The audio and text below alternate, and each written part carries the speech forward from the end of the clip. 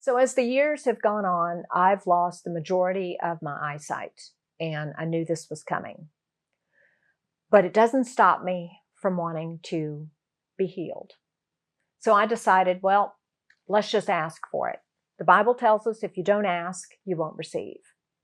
I firmly believe God has the power to heal people when He chooses, when it is His will. But we have to have the faith and ask for it. So I did. I called my pastor. He came over. My parents, my husband, and my children surrounded me at my home in the den. And I got down on my knees. My pastor put oil on my head, and I begged God for sight. I begged Him to let me see my children, to let me see the sunset. Even if just for a little more time. Can I please? I promise I'll serve you. I know you have the power. Will you please heal me?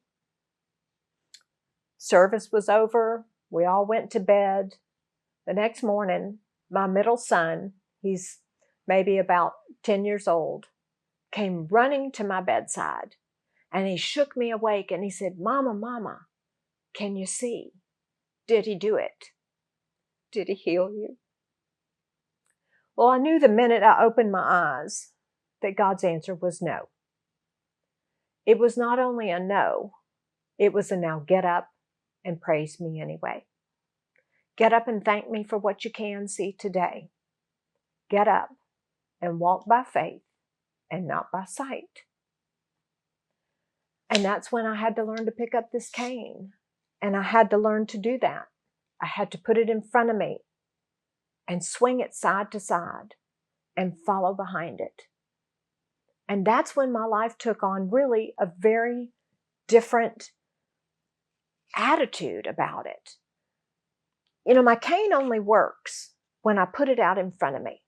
It doesn't work if I drag it along behind or if I keep it folded up in my purse. I'm going to run into something, I'm going to trip and fall, or I'm going to look like an idiot. Not to mention, look like I'm blind.